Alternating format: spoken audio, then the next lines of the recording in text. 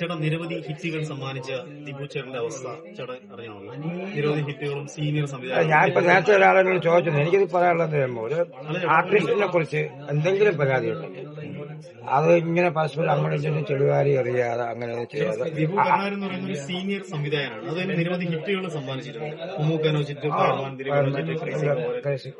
പുതുതലമുറ ആളുടെ പേര് മെൻഷൻ ചെയ്യുന്നത് പുതുതലമുറ പ്രൊമോഷന് പങ്കെടുക്കാതെ മറ്റ് ചില സിനിമകൾക്ക് അവർ പ്രോത്സാഹനം നൽകി. പൈങ്കിളി പോലുള്ള സിനിമയെ വാനോളം പോയി അത് പ്രൊമോഷന് പോകാതെ ഇരിക്കുന്നതിനെ ഞാൻ സപ്പോർട്ട് ചെയ്യുന്നില്ല. അത് അനുകൂലിച്ച് പറയുന്നില്ല. അല്ല, പോകാതിരിക്കാനുണ്ടായ കാരണം എന്താണ്, അങ്ങനെ എന്തെങ്കിലും കാരണം ഉണ്ടെങ്കിൽ അത് പറയണം.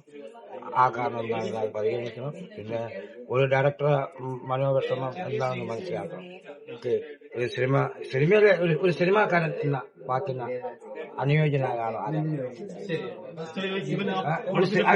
അങ്ങനെ സിനിമാക്കാരൻ, ഞാനൊരു സിനിമാക്കാരനാണ് എന്ന് പറയാൻ അർഹതയുള്ള ആളാണ്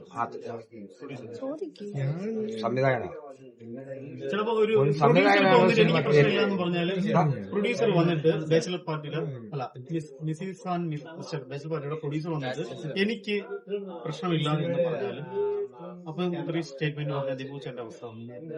അല്ല, അതിനെക്കുറിച്ചൊന്നും എനിക്കറിയില്ല. അതിനെക്കുറിച്ചൊന്നും പറയാൻ എനിക്കറിയില്ല. നമുക്ക് പറയാനിപ്പോ ഞാനിപ്പോ പറയാനിപ്പോ അഭിനേതാക്കളുടെ അഭിനേതാക്കളെ കുറിച്ച് എന്തെങ്കിലും പരാതിയുണ്ടെങ്കിൽ സംഘടനയിൽ പരാതിപ്പെടണം. അതിനാണ് അമ്മയിൽ പരാതിപ്പെടണം. എന്താണ് കാരണം പരാതിപ്പെടണം. ഇങ്ങനെ കുറെ ആൾക്കാർ ഇങ്ങനെ പരസ്പരം അങ്ങോട്ടും കുറ്റവും പറഞ്ഞ് സങ്കടവും പറഞ്ഞിട്ട് കാര്യമില്ല. അത് അതിൻ്റെതായ വഴിക്ക് നീങ്ങണം. കലാകാർക്ക് സാമൂഹ്യ പ്രതിബദ്ധത വേണമോ വേണ്ടത്? ഞാൻ ഒരു കലാകാരനാണ്. സാമൂഹിക പ്രതിബദ്ധത അല്ല സാമൂഹിക പ്രതിബദ്ധത കലാകാരന് മാത്രം മതി. എല്ലാ മനുഷ്യർക്കും എല്ലാവർക്കും വേണം. ലോകത്തിലെ ഏറ്റവും വലിയ മാഫിയ എന്ന് പറഞ്ഞാൽ ആരെന്നറിയാമോ? ജനങ്ങൾ തന്നെയാണ്.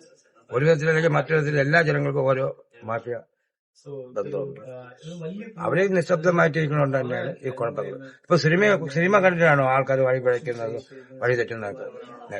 നടൻ വിജയരാഘവൻ സാർ പറഞ്ഞതുപോലെ എന്റെ കുട്ടി ഒരു തെറ്റ് ചെയ്താൽ അതിന് കുറ്റക്കാരൻ ഞാനാണ്.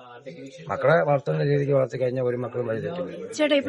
രാവിലെ മക്കൾക്ക് ഉറക്കം എഴുന്നേൽക്കുമ്പോൾ തന്നെ മൊബൈലും കൈ കൊടുത്ത് അവന് പരമായ കാര്യങ്ങൾ പറഞ്ഞു കൊടുക്കുക. എന്തിനാണ് ഒരു കുട്ടിയുടെ മുമ്പിൽ വെച്ച് മാതാപിതാക്കൾ തമ്മിൽ വഴക്കൂടുന്നത് പോലും അവരുടെ മാനസിക അവസ്ഥയെ മാറ്റും.